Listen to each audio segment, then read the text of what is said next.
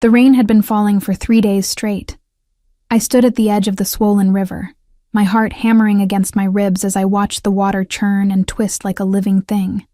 The sound was deafening, a roar that swallowed every other noise, every rational thought that told me to turn back, to go home, to let nature take its course. But I couldn't. 2 small shapes bobbed in the current downstream, their desperate yelps barely audible over the thunder of water against stone. Wolf pups. Too young to swim properly, too panicked to do anything but thrash and go under. Again and again. I didn't think. I just moved. The cold hit me like a physical blow when I plunged into the river. It stole my breath, filled my boots, dragged at my clothes with fingers of ice. The current was stronger than I'd anticipated. Much stronger. It pulled me under immediately, and for a terrifying moment, I couldn't tell which way was up. My mother's voice echoed in my head, a memory from childhood. You have a soft heart, Elena. It will either save you or destroy you. I kicked hard, broke the surface, gasped for air. The pups were closer now, tumbling past me. I lunged, caught one by the scruff of its neck. It was heavier than I expected, waterlogged and limp. Please don't be dead. Please. The second pup went under just ahead of me. I wrapped one arm around the first, used the other to push through the current, my legs burning as I fought to stay afloat. The river wanted to take us all downstream, toward the rapids I could hear roaring in the distance. My fingers closed around wet fur. Got you. Both pups secured against my chest. I turned toward the shore, but the current had carried me far from where I'd entered. The bank here was steep, lined with roots and rocks. My arms were going numb. The cold was seeping into my bones, making my movements sluggish. I'm not going to make it. The thought came with a strange calm. This was how I would die, trying to save 2 animals I didn't even know, in a river that didn't care about good intentions. Then I saw him. A massive figure stood on the bank, dark against the gray sky. For a moment, I thought I was hallucinating, that the cold had finally addled my brain. He was too large to be real, too still, watching me with an intensity that made the river's cold seem warm by comparison. Our eyes met across the churning water. His were gold. Impossibly, brilliantly gold. He moved then, shedding his coat in one fluid motion, and diving into the river without hesitation. He cut through the current like it was nothing, like the water that was killing me was merely an inconvenience to him. Within seconds, he reached me. "Hold on," he said, and his voice was deeper than the river, rough with something I couldn't name. His arm came around my waist, solid and sure, and suddenly the current didn't matter anymore. He pulled me and the pups toward the shore with a strength that seemed inhuman, hauling us onto the muddy bank with an ease that defied the laws of nature. I collapsed onto solid ground, coughing up river water, my whole body shaking so violently I could barely hold on to the pups. They were breathing. Short, panicked breaths, but alive, alive. "Foolish," the man said above me. "Absolutely foolish." I looked up at him. This stranger who had appeared out of nowhere, who had saved my life. He was soaked through, his dark hair plastered to his skull, and he was glaring at me with those impossible gold eyes like I had personally offended him. They were drowning. I managed through chattering teeth. "And you almost drowned with them." He crouched down, and I realized just how large he was. Broad-shouldered, powerfully built, with a presence that seemed to fill the entire riverbank. Do you have any idea how reckless that was? I wanted to argue, but my body chose that moment to betray me. A violent shiver racked through me, and dark spots danced at the edges of my vision. His expression changed. The anger melted into something else. Concern, perhaps, or calculation. "You're going into shock." He scooped me up as if I weighed nothing, pups and all. "My cabin isn't far."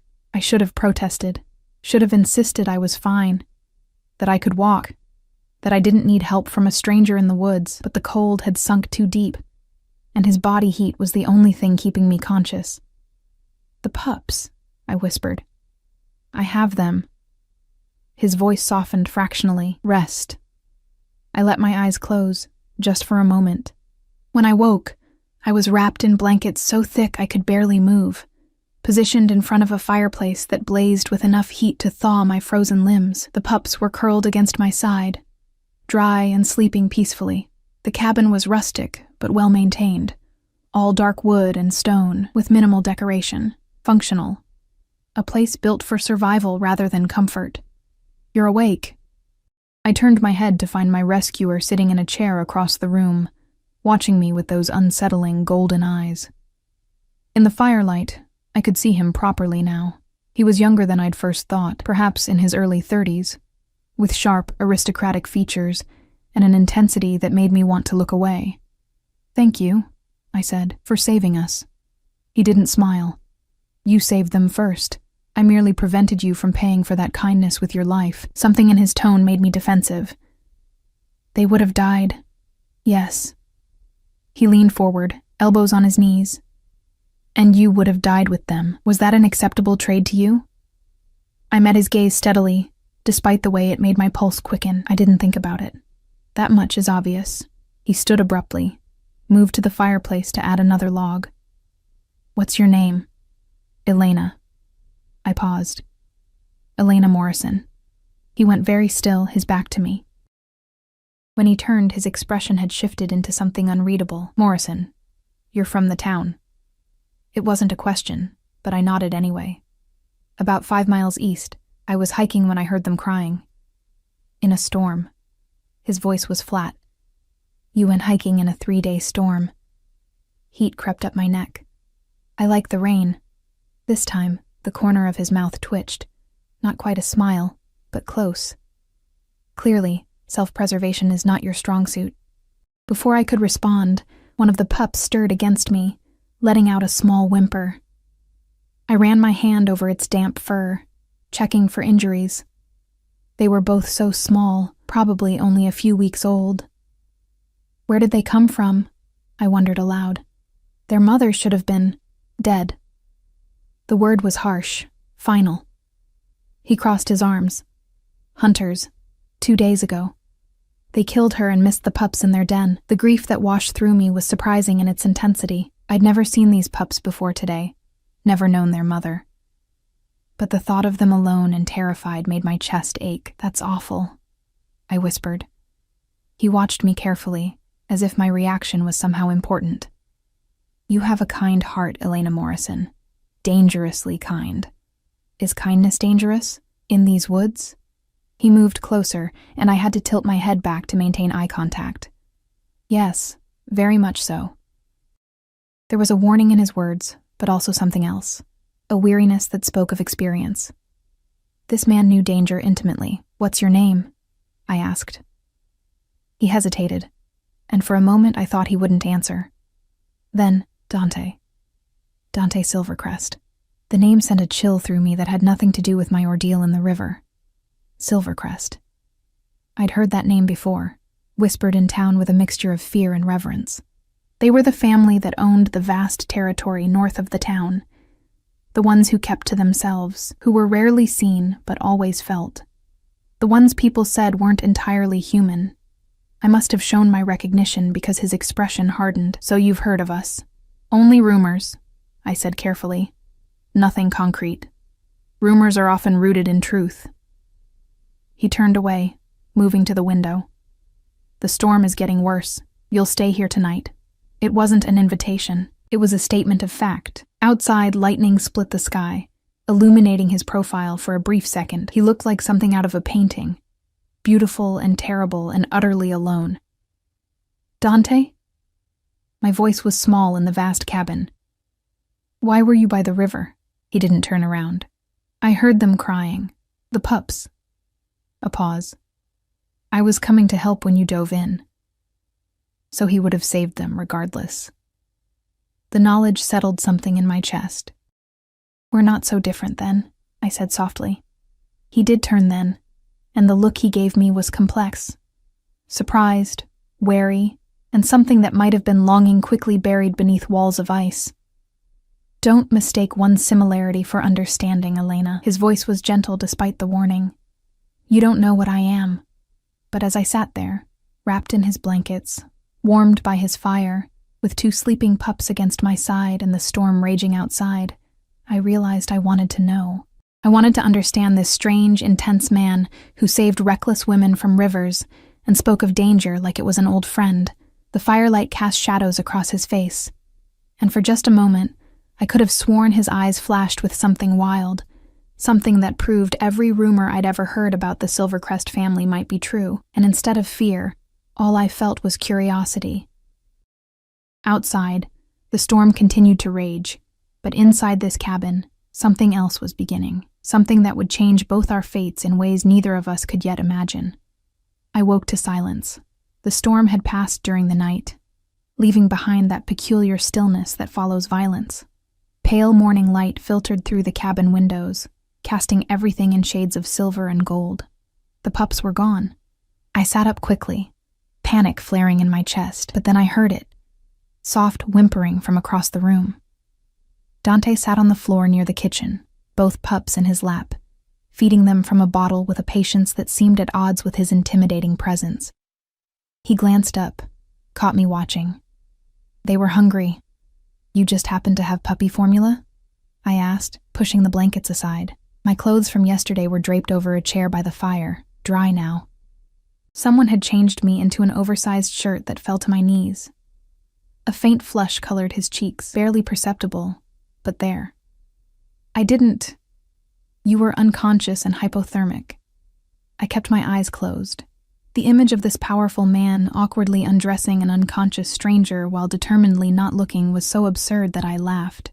Actually laughed, for the first time in longer than I could remember. His eyes widened slightly at the sound. "I'm not angry," I assured him, standing and moving closer. "You saved my life. My modesty seems like a small price." He returned his attention to the pups, but I caught the slight relaxation in his shoulders. "There are clothes in the bedroom that might fit you. My sister's. She doesn't visit often." I hesitated, wanting to ask more about this mysterious sister, about his family, about everything the town whispered. But the guarded set of his jaw told me now wasn't the time. When I emerged from the bedroom 20 minutes later, dressed in jeans and a sweater that smelled of cedar and something wild, Dante had breakfast waiting. Simple fare. Eggs, bread, coffee, but prepared with surprising care. "You don't have to," I started. "Eat." He pushed a plate toward me. "You need your strength for the walk back." Right. Back to town. Back to my tiny apartment above the bookstore. To my quiet, solitary life. The thought felt heavy suddenly. What will you do with them? I nodded toward the pups, who were now playing with what looked like a knotted rope. "Raise them." He said it simply, as if taking in orphaned wolf pups was a perfectly normal occurrence. "They're too young to survive on their own, and releasing them now would be a death sentence." I watched him watching them, saw the softness in his expression, that he quickly masked when he noticed my attention. This man, this supposedly dangerous Silvercrest, had a gentle heart buried beneath all that ice. "I could help," I offered before I could stop myself. I work at the bookstore, but I have free time, and I've read about animal rehabilitation and—" "No." The word was sharp, final. He stood abruptly, taking his plate to the sink. "That's not a good idea." "Why not?" I pressed, standing as well. "I saved them too. I have a right—" "You have no rights here, Elena." He turned, and his eyes were blazing now, that gold intensifying to something almost luminous. "This isn't your world. These aren't your woods, and I am not your friend." The words stung more than they should have. I barely knew this man, had spent less than a day in his presence, but the rejection felt personal. "Fine." I set my jaw. "Thank you for breakfast and for the rescue. I'll go." I made it to the door before his voice stopped me. "Wait." I paused, hand on the doorknob, not turning around. I heard him exhale, a long, frustrated sound. "The path is treacherous after the storm. I'll walk you back. I can manage." "Elena." Something in his tone made me turn. He stood in the middle of his cabin, looking lost in a way that didn't match his size or strength. "Please, let me do this one thing." So we walked. The forest was transformed by the storm. Branches down, streams swollen. the earth soft and treacherous. Dante moved through it with an ease that confirmed everything I suspected about what he was. He didn't walk like humans walked. He moved like the forest was an extension of himself. "How long have your family lived here?" I asked, breaking the heavy silence. "Generations." He helped me over a fallen log, his hand warm and steady on my elbow. "Before the town existed, before humans settled this region at all." "Before humans," as if he wasn't one. "And the rumors?" I ventured. "About your family?" He was quiet for so long I thought he wouldn't answer. Then, "What have you heard? That you're wolves, that you can change under the moon, that you've killed people who ventured too far into your territory, and yet you came into these woods alone." I shrugged. "I've never put much stock in rumors. People fear what they don't understand." He stopped walking, turned to face me fully. "You should fear me, Elena, what I am, what my family is. We're predators. It's our nature." I met his gaze steadily. "You saved my life yesterday. Predators don't do that. Some predators play with their food." But there was no malice in his words, only a deep, bone-weary sadness. I stepped closer, close enough to see the flecks of amber in his golden eyes, close enough to smell earth and pine and something uniquely him. "I don't believe that," I said softly. "I think you're trying to scare me away because you're afraid." His jaw clenched. "Afraid of what? Of letting someone see who you really are." For a moment, we stood there in the dappled forest light, the air between us charged with something I didn't have a name for. Then he turned sharply and continued walking. "We should keep moving." The town appeared through the trees like a painting. Small, quaint, utterly ordinary, and yet, returning to it felt like crossing into a different world. Dante stopped at the forest's edge, unwilling to go further. "You can make it from here." I nodded, though part of me wanted to protest, to drag this moment out longer. "Thank you. For everything." He inclined his head, already stepping back into the shadows, leaving. "Dante?" He paused. "The pups. If you need help or supplies or just the bookstore is on Main Street, Morrison's Books. I'm there most days." Something flickered across his face. Surprise, maybe, or hope. I'll remember. Then he was gone, melting into the forest as if he'd never been there at all. The bookstore was exactly as I'd left it. Dusty, quiet, filled with the comfortable smell of old paper and binding glue. Mrs. Chen, who owned the pharmacy next door, was waiting on my steps. "Elena! Thank God!" She rushed forward, gripping my arms. "We've been worried sick. When you didn't come back yesterday and with the storm." "I'm fine," I assured her. "I got caught in the rain and took shelter." "I'm sorry I worried you." She fussed over me for another 10 minutes before finally leaving, but not before extracting a promise that I'd join her for dinner that week. Inside, surrounded by my books and my carefully constructed solitude, I should have felt relief. Instead, I felt restless. I kept thinking about Dante in that cabin, alone with 2 pups who would need constant care. Kept seeing the loneliness in his eyes, the walls he'd built so carefully around himself. "People fear what they don't understand," I'd told him, but understanding required proximity, required time and trust, and all the things he seemed determined to deny himself. 3 days passed. I worked, I ate, I slept. I told myself to forget about the strange man in the woods, to let the encounter fade into memory. On the 4th day, I went back. I told myself it was for the pups, that I was just checking to make sure they were being cared for properly. I packed supplies, puppy formula I'd researched and ordered, some toys, a few books on wolf behavior. The walk to his cabin felt different in daylight, without the storm's urgency. The forest was beautiful, ancient, whispering with life. I understood why his family had chosen to protect it. The cabin appeared sooner than I expected. I was halfway across the clearing when the door opened. Dante stood in the doorway, and even from a distance I could see the tension in his frame. "Elena." "Hi." I held up my bag like a peace offering. "I brought supplies, for the pups." He should have turned me away, should have told me to leave and never come back. Instead, he stepped aside, a small smile tugging at his lips. "They've been asking about you." It was a lie. The pups were too young to ask about anything. but it was also an invitation, and I took it. Inside, the cabin felt different, warmer, more lived in. The pups had grown in just a few days, their eyes brighter, their movements more confident. They tumbled over each other to reach me, their tiny tails wagging frantically. I laughed, sinking to the floor to let them climb over me. "Look at you two. You're getting so big." "They're eating well," Dante said, lowering himself to sit across from me, though they missed their mother. I looked up at him. "Do they have names?" He shook his head. I thought, "Perhaps you'd like to name them." The gesture was small, but it felt monumental, an acknowledgement that I had a place here, however temporary. I studied the pups carefully. One was slightly larger, with a white patch on its chest. The other was sleeker, with intelligent dark eyes. "Storm," I said, touching the larger one's head. "And River, for where we found them." Dante nodded slowly. "Good names. Strong names." We spent the afternoon together, playing with the pups, teaching them basic commands. Dante was patient, gentle. Everything the rumors said his kind wasn't. As the sun began to set, painting the cabin in shades of amber and rose, I realized I didn't want to leave. "I should go," I said, but didn't move. "Yes," Dante agreed, also not moving. The pups had fallen asleep between us, exhausted from play. In the fading light, Dante's face was softer, younger, almost vulnerable. "Why did you come back?" he asked quietly.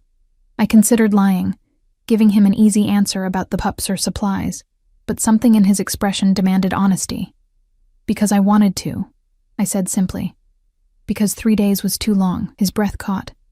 "Elena, I know what you're going to say, that it's dangerous, that I should stay away, that we're from different worlds." I met his eyes. "But I'm here anyway. And unless you explicitly tell me to leave and never return, I'm going to keep coming back." For a long moment he was silent. Then, "I should tell you that, should send you away for your own good. But you won't." "No," he admitted, and something in his chest seemed to crack open. "I won't."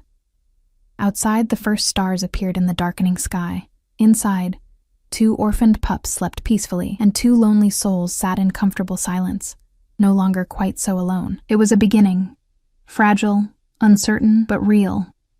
And neither of us knew yet just how much this beginning would cost, or what it would ultimately save.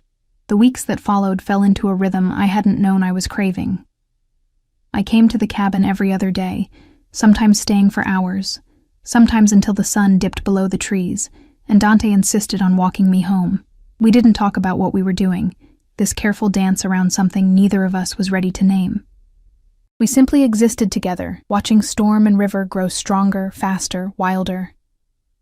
It was on a Tuesday afternoon, nearly a month after the river, that everything changed. I was sitting on Dante's porch, Storm asleep in my lap, while River played in the grass nearby. Dante was splitting wood for winter, his movements fluid and powerful. I'd stopped pretending not to watch him weeks ago. "There's a gathering tonight," he said suddenly, his axe biting deep into a log. "At the main house."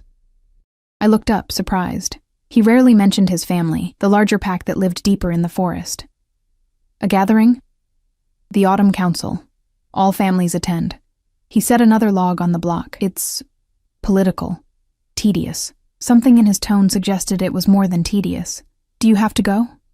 "I'm expected." The axe fell. As air. Air.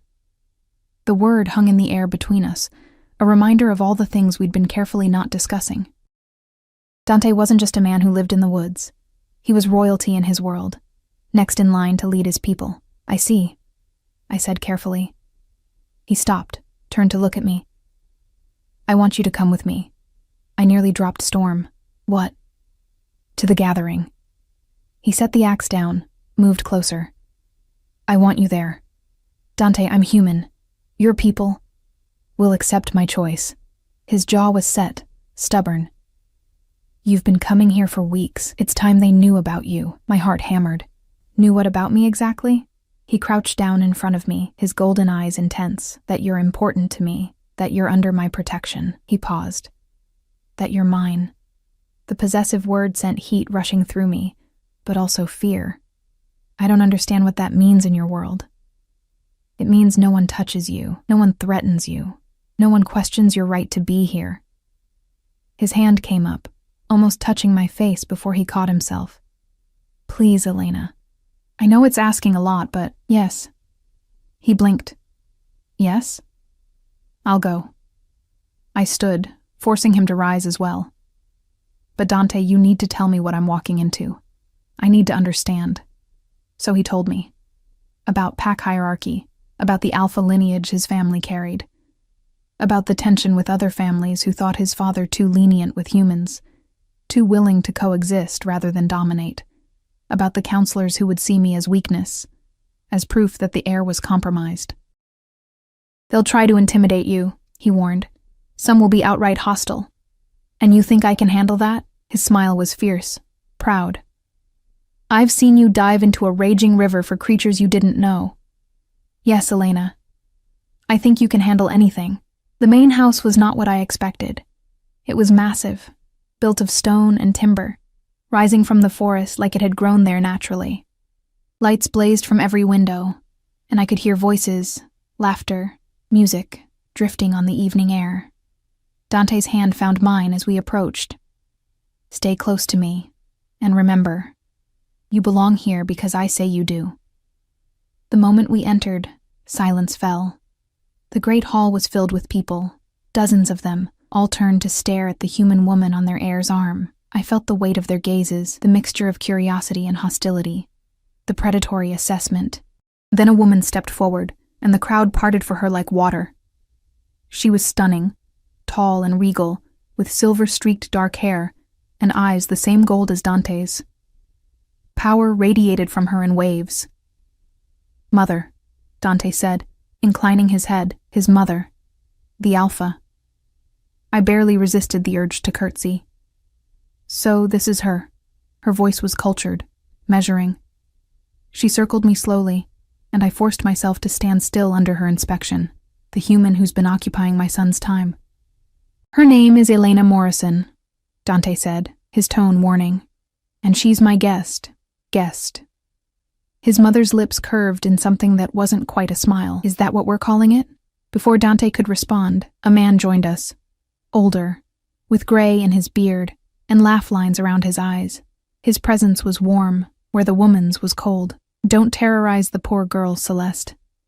He extended his hand to me. I'm Roland, Dante's father. Welcome to our home, Elena. His handshake was firm but gentle, and I felt some of my tension ease. Thank you for having me. The human speaks. A new voice. Younger, male, dripping with disdain. A man about Dante's age pushed through the crowd, his eyes flat and hostile. Tell me. Does it know what it's walked into? Dante moved, placing himself partially in front of me. Careful, Sebastian. Sebastian. I recognized the name from Dante's warnings. His cousin, ambitious and cruel, who believed humans were beneath them. Or what? Sebastian challenged. You'll defend your pet. How alpha of you. The room had gone deadly quiet. I could feel the tension crackling in the air, could sense that this was about more than just me. This was a challenge to Dante's authority, his right to lead. I stepped out from behind Dante, met Sebastian's sneer head-on. I know exactly what I've walked into. A room full of people who judge based on species rather than character, who see difference as threat rather than opportunity. I smiled, showing teeth. How very small-minded of you. Someone gasped. Sebastian's eyes flashed dangerous gold, but Dante's father laughed, a genuine, delighted sound. Oh, I like her, Roland said. She's got fire. She's got a death wish, Sebastian growled. No, Dante said softly, dangerously. She's got courage, something you clearly lack if you need to posture in front of a woman half your size. Sebastian's jaw clenched, but he stepped back. For now. The gathering resumed, though I remained acutely aware of the stares, the whispered conversations. Dante introduced me to others, some kind, some neutral, some openly hostile. I smiled, shook hands, endured the subtle tests of dominance and will. It was exhausting. Hours later, I found myself on a terrace overlooking the forest, escaping the suffocating attention. The moon was rising, full and brilliant, painting everything in silver light. You shouldn't be out here alone. I turned to find a young woman approaching, maybe a few years younger than me, with warm brown eyes and a gentle smile. Unlike the others, there was no hostility in her gaze. I needed air, I admitted. I don't blame you. They can be intense. She leaned against the railing beside me. I'm Sophia, Dante's sister. The one whose clothes I borrowed. I smiled. Thank you for that, by the way. She waved it off. Keep them. They look better on you anyway. She studied me thoughtfully. You're not what I expected. What did you expect? Someone weaker. Someone he'd chosen out of pity or obligation. She tilted her head. But you stood up to Sebastian. You're still standing despite everything they've thrown at you tonight. You're here because you want to be, not because you need to be. Her insight was unnerving. Your brother is terrified, she finished. Of what you mean to him, of how much power you have over him. She touched my arm gently. Our kind, we're strong, dominant. We control everything around us, but when we find our match, our true mate, we become vulnerable in ways that terrify us. Mate. The word resonated through me like a bell. Is that what I am to him? That's what you need to ask him. She glanced back toward the hall. But be patient with him, Elena. He's carried the weight of leadership expectations his whole life, allowing himself to want something just for himself. It's new territory. Before I could respond, shouting erupted from inside. Both Sophia and I rushed back into the hall to find chaos. Dante and Sebastian were circling each other in the center of the room, both vibrating with barely contained violence. The crowd had formed a ring around them, anticipation thick in the air. Question your judgment, Sebastian was snarling. You bring a human into our home, flaunt her in front of the council, and expect us to just accept it? I expect you to respect my choices, Dante replied, his voice deadly calm. But respect requires a capacity for wisdom you clearly lack. Sebastian lunged.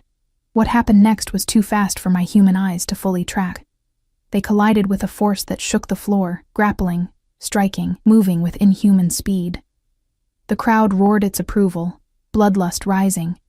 I saw the moment Dante's control slipped, saw his eyes flash pure gold, saw his body begin to shift. Enough! Roland's voice cracked like thunder. Both men froze, though Dante had Sebastian pinned to the floor, his hand around his cousin's throat. This is not how we settle disputes, Roland continued, his alpha power rolling over the room. Not tonight. Not in front of our guest. Slowly, Dante released Sebastian and stood, his chest heaving. His eyes found mine across the room, and I saw shame there, fear that I would run from what I'd witnessed. Instead, I walked through the silent crowd and took his hand. Take me home, I said quietly. Please. He nodded, unable to speak, and led me from the hall. We didn't go to the cabin. Instead, Dante took me to a clearing deep in the forest, a place where ancient trees formed a natural cathedral under the stars. I'm sorry, he said, pacing like a caged animal. You shouldn't have seen that, shouldn't have been exposed to what you are, I interrupted. Dante, I knew. I've always known. Knowing and seeing are different. He stopped facing me. You saw me lose control, saw the violence, the animal. I saw you defend me, defend us. I moved closer. I saw someone pushed to his limit by a bully, someone fighting for what matters to him. You should be afraid. I'm not. And it was true. Standing there in the moonlight with this powerful, dangerous man, I felt no fear, only certainty. I'm not afraid of you, Dante Silvercrest. I never have been. He stared at me, something breaking open in his expression. Why? Why aren't you running? Because I see you, I said simply. Not the heir, not the alpha, not the wolf. I see the man who saved 2 pups, who splits wood and feeds orphans and walks me home even though it takes him hours, who's so afraid of being a monster that he's forgotten he's also kind. Elena. His voice cracked. I'm falling in love with you, I whispered. And I think you feel it too, and it terrifies both of us, but I'm done pretending it's not happening. For a long moment, he simply stared at me. Then he closed the distance between us in 2 strides, cupped my face in his hands, and kissed me. It was gentle and desperate all at once, a confession, and a claim. I melted into him, my hands fisting in his shirt, and for the first time in my life, I understood what it meant to belong to someone. When we finally broke apart, both breathing hard, his forehead rested against mine. "You're my mate," he said softly. "From the moment I saw you in that river, fighting for 2 pups you didn't know, I knew. You're mine, Elena, if you'll have me." "Yes," I breathed. "Yes." And under the full moon, in a clearing deep in the ancient woods, 2 souls found each other and chose to be brave. The days following the gathering were different. Dante was different, more open, more present, as if some final wall between us had crumbled. He touched me more freely now, his hand finding mine as we walked, his arm around my waist as we watched storm and river play. The restraint he'd shown for weeks had dissolved, replaced by an honesty that made my heart ache. But the outside world didn't disappear just because we'd found each other. I was shelving books at the store when Mrs. Chen burst through the door, her face pale with fear. "Elena, have you heard?" I set down my stack. "Heard what?" "There are strangers in town, asking questions about the forest, about the Silvercrest family." She gripped my arm. "Hunters, Elena, professional ones with silver bullets and legal permits." The book in my hand slipped, hit the floor with a thud. "When?" "This morning. They're at the sheriff's office now, claiming wolves have been attacking livestock." Her eyes were wide, knowing. "But we both know there haven't been any attacks." "No, because Dante's family was careful, controlled. They hunted deep in their own territory, far from human settlements. This is Sebastian," I breathed. "He's setting them up." Mrs. Chen didn't question how I knew. The whole town had noticed my trips to the forest, had drawn their own conclusions. Some disapproved, but most, like Mrs. Chen, had simply accepted it. "You need to warn them," she said urgently, "before those hunters venture into the woods." I was already moving, grabbing my coat, my keys. The drive to the forest's edge had never felt longer. I abandoned my car on the side of the road and ran, crashing through underbrush, my lungs burning. I found Dante at the cabin with Sophia, both of them tense, clearly already aware something was wrong. "Hunters," I gasped out. "In town. They have permits, silver bullets. They're coming." Dante's expression went dark. "When?" "Soon, maybe today." I grabbed his arm. "Dante, someone told them there were attacks. Someone from inside your community. Sebastian." Sophia spat the name like poison. "He's been furious since the gathering. I heard him talking to outsiders last week, but I didn't think. He's escalating." Dante began pacing, his mind clearly racing through options. "If hunters come onto our land with legal permits, we can't defend ourselves without exposing what we are. But if we do nothing, they'll track our families, our young. We need to leave," Sophia said. "Evacuate everyone deeper into the territory until this blows over." "And abandon our homes? Show weakness?" Dante's hands clenched. "That's exactly what Sebastian wants. He's been arguing for years that Father's peaceful approach makes us vulnerable." I watched them argue, saw the impossible position they were in. Then an idea formed, reckless, probably stupid, but it might work. What if they found evidence that the attacks weren't wolves at all? I said slowly. Both turned to me. "What do you mean?" Dante asked. "Bears, coyotes, mountain lions. Anything but wolves." I spoke faster, the plan taking shape. "I work in town. People know me, trust me. What if I gave a statement to the sheriff, said I've been hiking extensively, that I've seen bear tracks near the farms, that I witnessed a mountain lion near the livestock? They won't believe you," Sophia said. But her eyes were thoughtful. "They might. I'm not part of your family. I have no reason to lie for you. At least not in their minds." I looked at Dante. "And I can be convincing when I need to be." He was already shaking his head. "Absolutely not. If Sebastian finds out you're interfering, you'll become a target." "I'm already a target." I stepped closer to him. "The moment I stood by your side at that gathering, I became part of this. Let me help. Let me do something that actually matters." The conflict in his eyes was painful to witness. Every instinct he had warred against putting me in danger, but he also knew we had few options. "I'll go with her," Sophia offered. "Add credibility. 2 witnesses are better than 1. Dante looked between us, his jaw working. Finally, he nodded once, sharp and reluctant. "But you stay in town, in public, surrounded by people.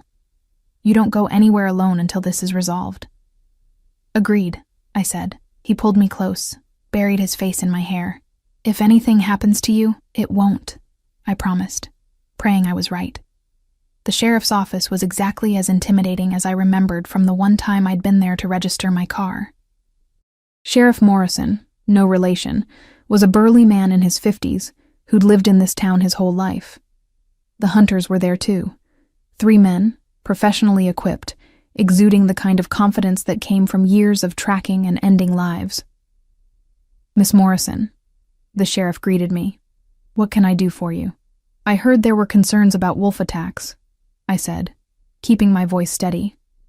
I wanted to offer some information that might be relevant. The lead hunter turned, his eyes sharp. "You've seen wolves in the area?" "No, actually. That's my point." I pulled out my phone, showing photos I'd taken over the past weeks during my hikes, carefully curated to show bear tracks, claw marks on trees, disturbed ground.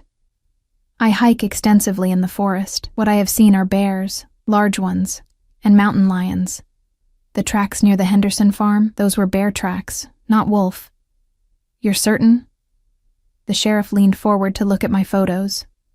"I've been studying wildlife photography for years," I lied smoothly. "I know the difference." Sophia stepped forward then. "I can corroborate. I was with Elena on several of these hikes. We've documented extensive bear activity in the region, particularly near human settlements this season." The hunters exchanged glances. One pulled out his own phone, comparing images.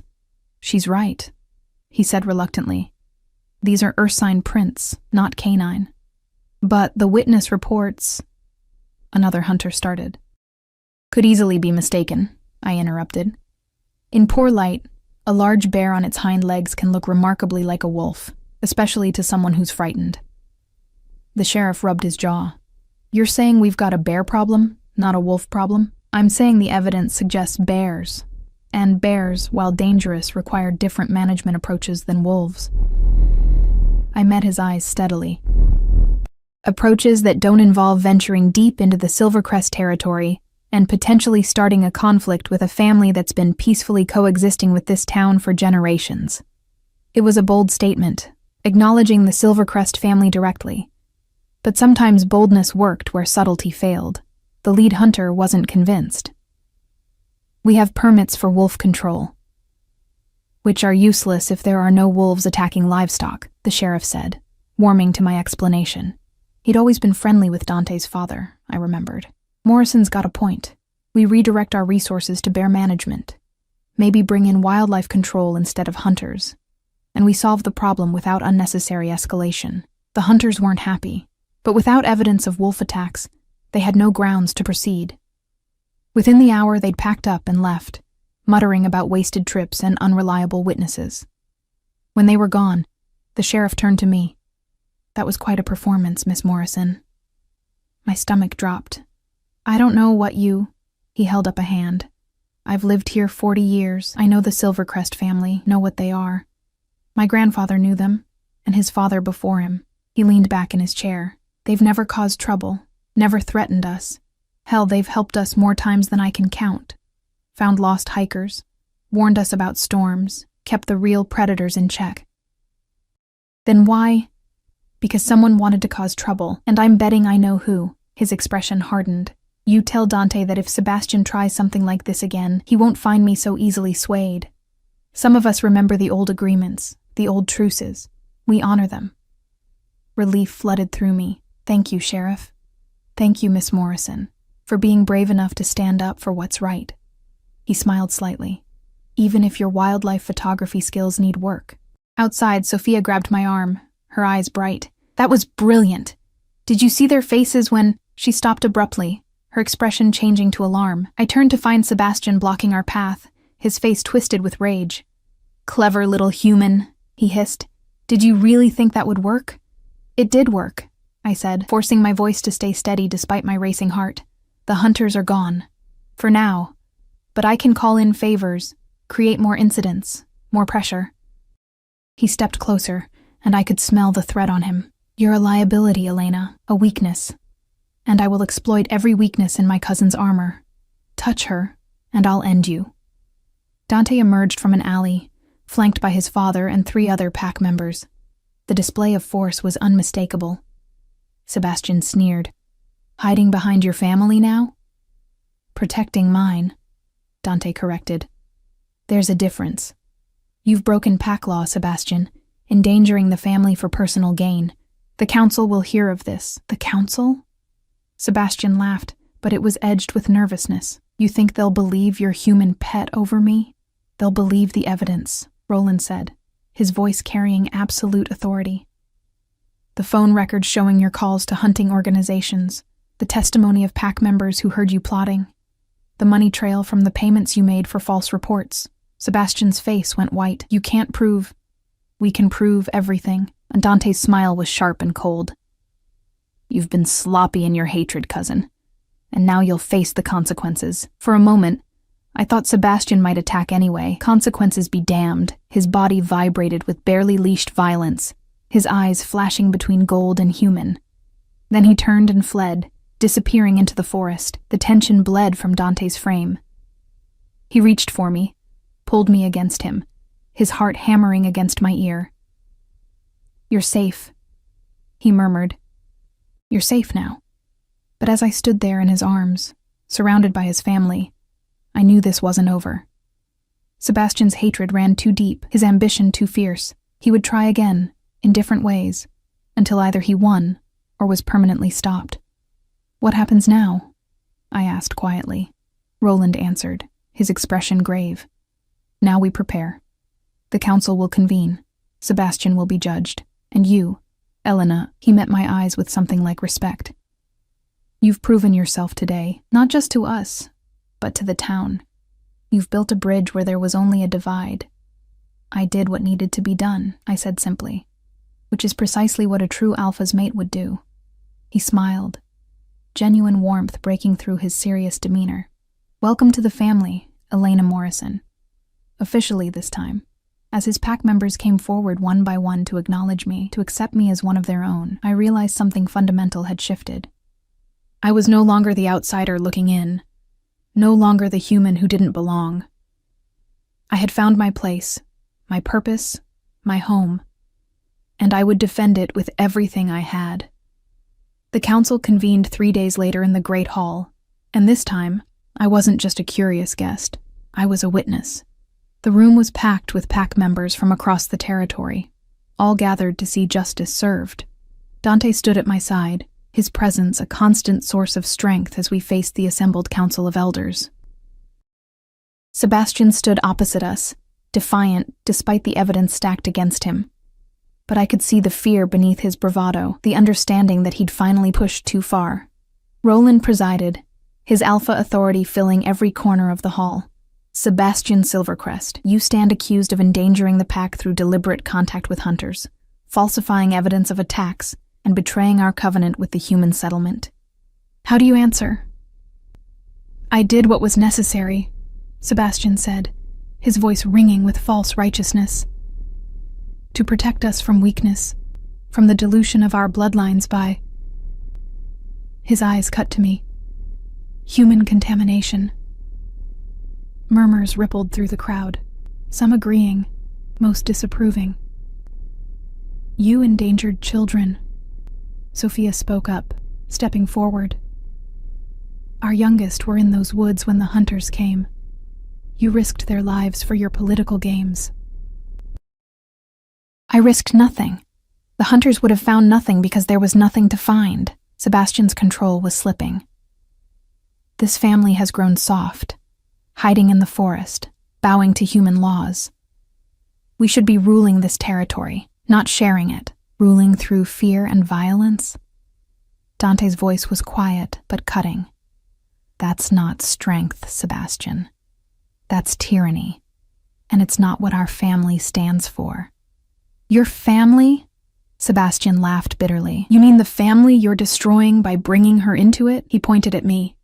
She's human, weak, short-lived, breakable, and you want to make her our Luna, our queen? It's a disgrace. The hall erupted in argument, voices rising in agreement and protest. I felt the weight of judgment, the assessment of worth, the question that hung over everything. Did I belong here? Then I felt Dante's hand find mine, steadying me. Enough. Roland's command silenced the room instantly. Elena Morrison has proven herself time and again. She risked her life to save our young. She stood before this council with courage.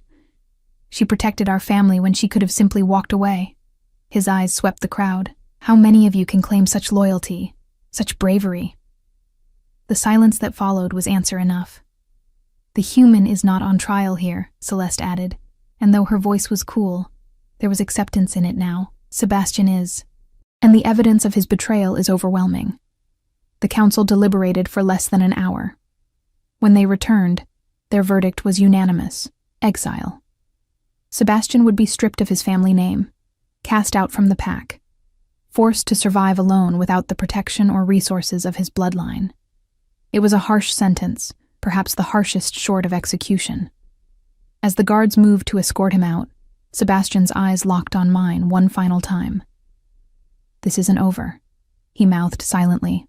A chill ran down my spine, but Dante's arm came around my shoulders, protective and sure. Yes, Dante said loud enough for everyone to hear. It is. Winter arrived early that year, blanketing the forest in pristine white. Storm and River had grown into beautiful young wolves, no longer the helpless pups from the river. They'd bonded with Dante's pack, learning to hunt, to run, to be wild. But they still came to the cabin regularly, still let me run my hands through their thick fur and whisper secrets they couldn't possibly understand.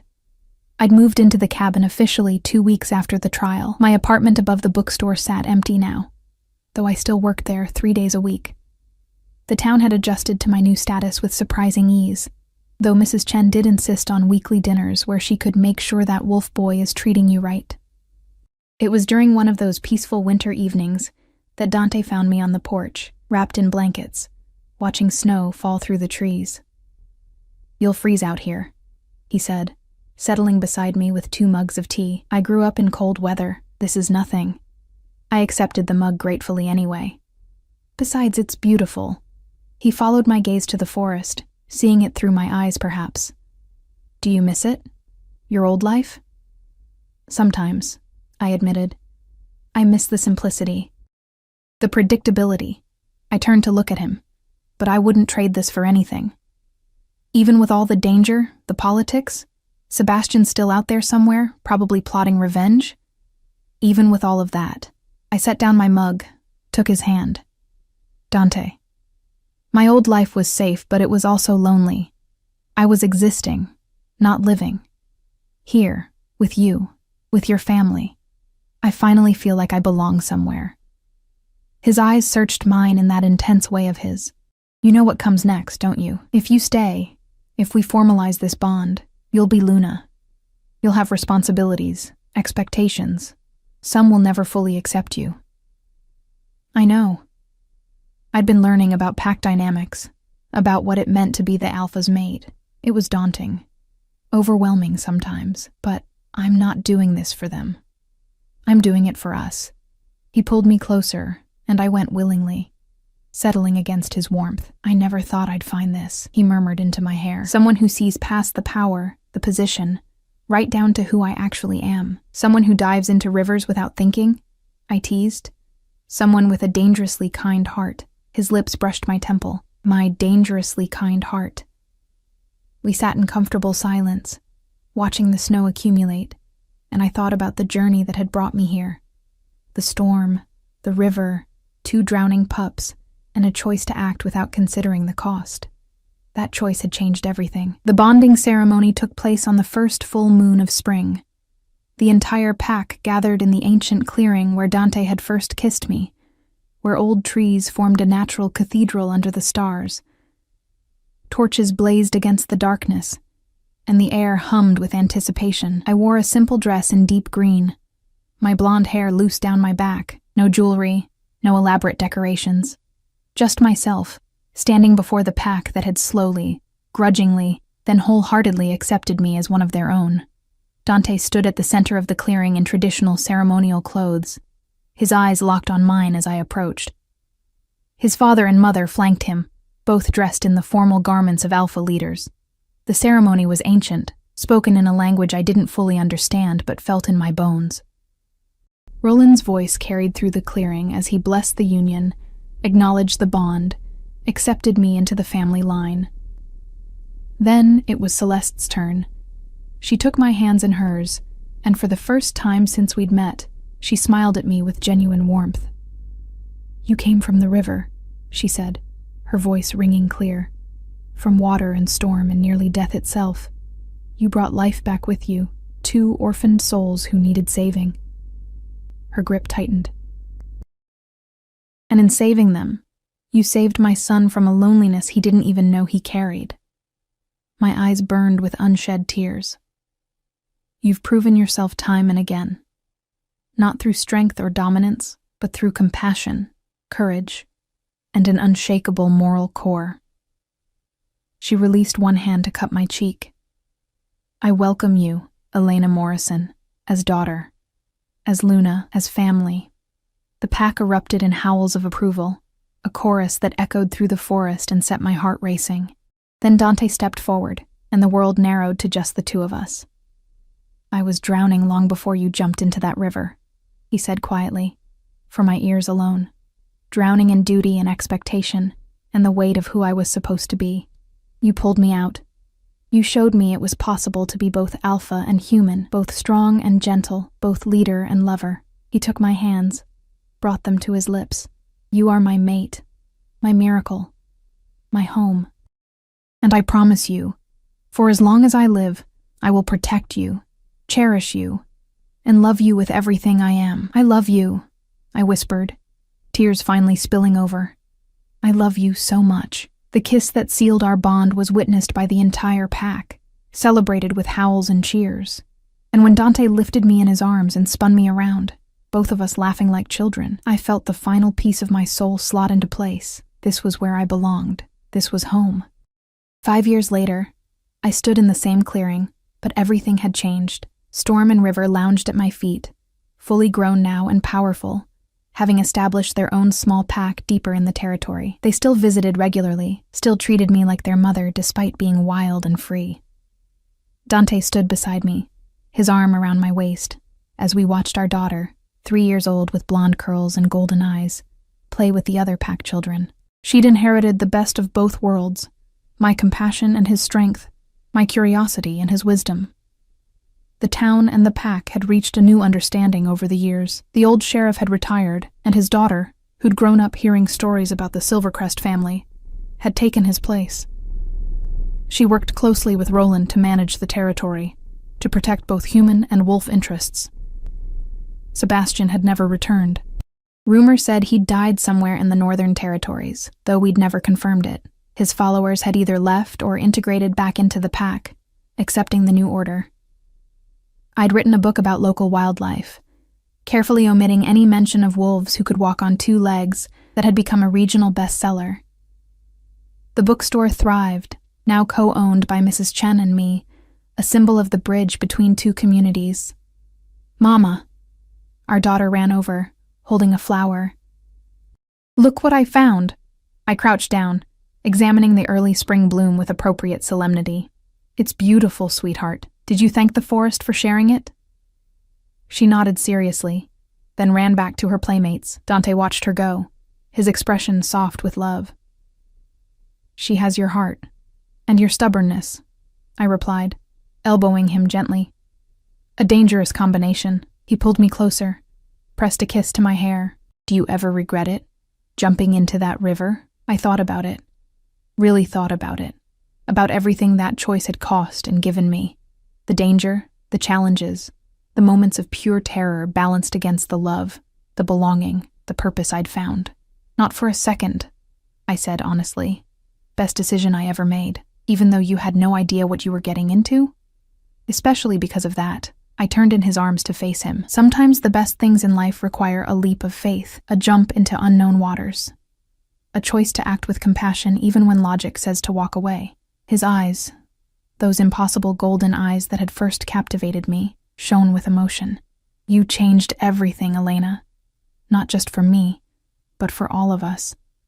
You showed us that strength comes in many forms, that leadership can be gentle, that different doesn't mean dangerous. We changed each other, I corrected.